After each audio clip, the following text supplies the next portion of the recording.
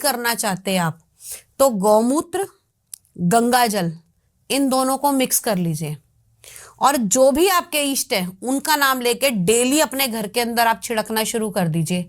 आपके घर का शुद्धिकरण 100% हो जाएगा। कहते हैं गौमूत्र के लेकिन अंदर, अगर कोई बहुत बड़ी एंटिटी है, हाँ, लाइक ब्रह्म राक्षस, बेताल, देखो फिर तो अगर आप एक बात बताओ ना, इतने बड़े उसमें फंस गए तो ऑपरेशन कराना ही पड़ेगा। एक चीज सोचो, अगर इसका सिर्फ बल्ब बदलना है तो दीपक क्या कहेगा कि यार मार्केट से बल्ब ले आ, मैं चेंज कर दूंगा, 2 मिनट लगेंगे। लेकिन अगर इसके अंदर कोई शॉर्ट सर्किट हो गया, दीपक को समझ नहीं आ रहा है कि सर्किट हुआ कहाँ से, यहाँ भी देख रहा हूँ ठीक है, वहां भी ठीक है, बीच का पता नहीं चल रहा, फिर क्या करेगा? फिर तो इलेक्ट्रिशियन। तो अगर किसी चीज का स्पेसिफिकेशन है तो आपको उस स्पेसिफिकेशन में जाना ही पड़ेगा। अगर कोई नॉर्मल चीजें हैं तो इन सब चीजों से वो ठीक हो जाती है। बहुत से लोग हैं जो बिल्कुल कुछ नहीं कर सकते, तो हम उनको कह देते हैं आप इन्हें मेहंदीपुर बालाजी लेकर जाइए। मेहंदीपुर बालाजी के आप बारे में बता रहे हो मेन कि बहुत सारे लोग, और ये सच है, हाँ, कि मल्टीपल लोग मेहंदीपुर बालाजी जाते हैं लेकिन उनके सॉल्यूशंस नहीं होते। उसका आपने बताया कि उसका मेन पर्पस क्या है? देखिए कोई भी चीज है ना, ये आवश्यक नहीं है कि आप मेहंदीपुर बालाजी जा रहे हो तो वो एंटिटी भी जा रही है। जब इंसान समझदार हैं, वो हमसे ज्यादा अपने समझदार लिए है। रास्ता खुद ढूंढ लेते हैं, तो आप यकीन नहीं करोगे दीपक जी, जो मैं यहाँ बैठ के बात कर रही हूँ और मैं अगर किसी का केस बात कर रही हूँ ना किसी के बारे में, हाँ जी, तो उस एंटिटी को पता लगेगा कि हाँ अब मेरे लिए ये क्रिया हो रही है। क्यों? क्योंकि उनके तो कोई पैरामीटर नहीं है ना। ऐसे ही एंटिटी को पता होता है, वो समझदार होती है कि हाँ हम हमें मेहंदीपुर लेके जा रहे हैं। अगर जिसको मोक्ष चाहिए वो तो जाएगी ही जाएगी, जिसको मोक्ष नहीं चाहिए, हमारे साथ ऐसा हुआ था, उसके ऊपर 16 भूत थे लेडी के ऊपर, ओके। और वो घर में चीखती थी, गालियां देती थी, बुरा हाल कर रखा था, बच्चे बिखर रहे थे और बहुत ही ज्यादा बुरी हालत थी। 3 बार मेहंदीपुर लेकर गए लेकिन कुछ नहीं हुआ। फिर किसी ने बताया कि इसकी एक प्रक्रिया होती है, मेहंदीपुर ले जाने से पहले घर से ही अर्जी लगाई जाती है बाबा की। ठीक है। घर में एक दीपक जलाया जाता है बाबा की अर्जी के नाम का, और पहले वहां पे 5.25 रुपए की अर्जी लगती थी। उस समय पे जो आपकी अर्जी होती थी वो उसको घुमाकर पीछे डाला जाता था, वो सब बंद कर दिया, अर्जी के पैसे ही जाते हैं। तो घर पर आप दीपक लगाइए हनुमान जी के नाम का, वहीं पर आप ये अर्जी लगा दीजिए कि बाबा हमारे घर के अंदर ये एंटिटी है, इसको हम लेकर आ रहे हैं आपके यहाँ।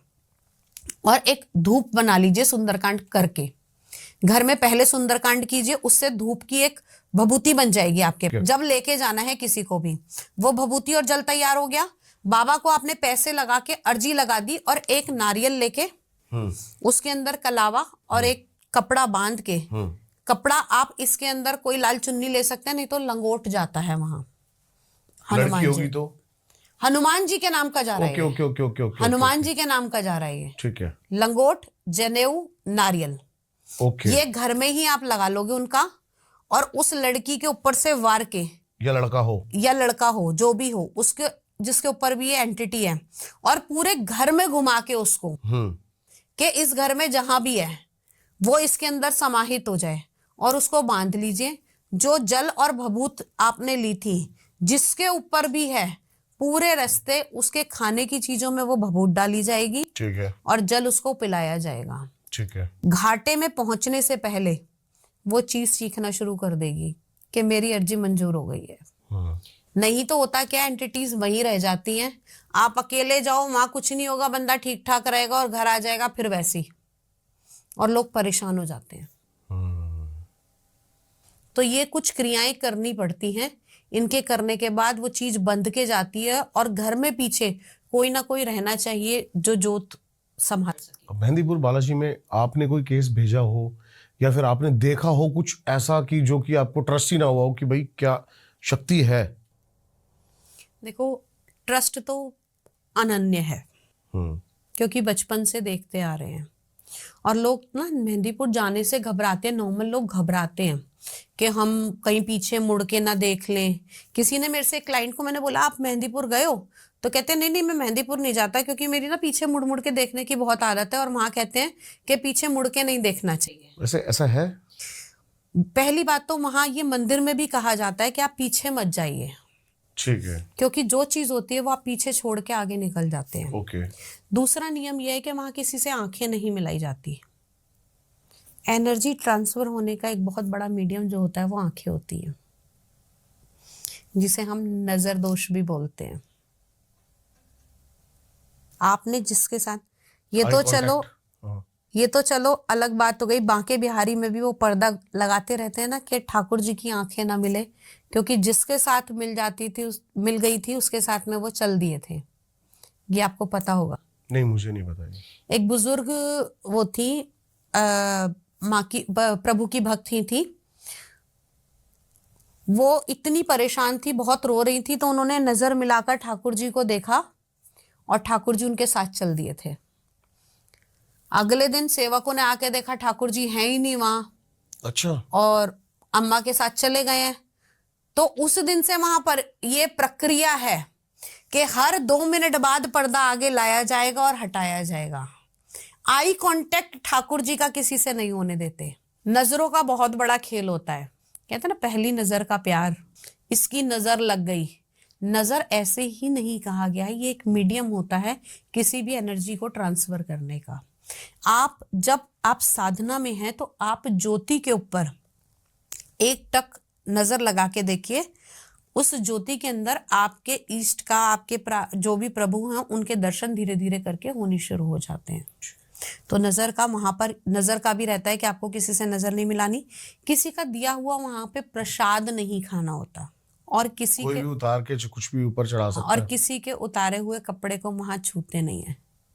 क्योंकि कहा जाता है कि वहां पे जब संकट के ऊपर से चीजें उतरती हैं, जिनके ऊपर ये पावर्स होती हैं, उनको कहा जाता है कि ये संकट है। और उनके ऊपर से जब चीजें उतरती हैं तो उनके गीले वस्त्र वहीं छोड़ दिए जाते हैं। और वो गीले वस्त्रों को केवल वहां के जो सफाई कर्मचारी होते हैं, जो सेवादार होते हैं, सिर्फ वो ही उठा सकते हैं। कुछ चीजों के विशेष नियम हैं वहां के। जिस जगह का जो नियम है हमें वो फॉलो करना पड़ता है। एक ऐसा केस है, एक छोटी बच्ची थी जिसकी खूबसूरती उसके लिए गुनाह बन गई थी। 13-14 साल की लड़की थी, बहुत खूबसूरत, बहुत खूबसूरत।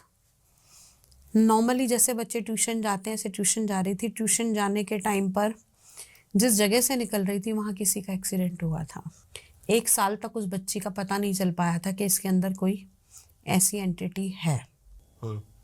मेहंदीपुर बालाजी की पूजा होती थी, तो जब मेहंदीपुर बालाजी की जब पूजा हो रही थी तो उस टाइम पीरियड पे पता लगा कि जैसे प्रसाद दिया गया, तो वो बच्ची चीखने लगी कि मेरे ऊपर से ये पत्थर हटाओ, ये पत्थर क्यों रखे हैं मेरे ऊपर। और अचानक उसे बहुत तेज फीवर हो गया था। सब घबरा गए कि भाई घर के अंदर ऐसा कुछ होता है और फिर ये ऐसी चीज कैसे हो सकती है। ये भी आपको बताऊंगी, आप सुनकर ये कहेंगे कि जिसके घर में ये पूजा हो रही है मेहंदीपुर की, और वहां 1 साल तक ये चीज रही और नहीं पता चली।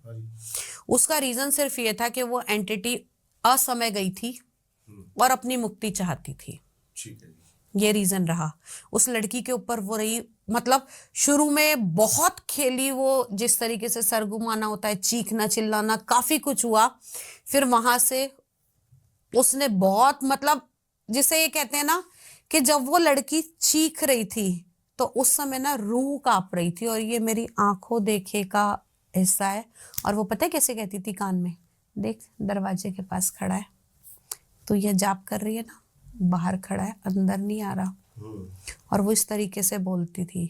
फिर अपने बस की केस नहीं था और उस टाइम में इतना पावर भी नहीं थी, तो उस बच्ची को मेहंदीपुर धाम लेके गए।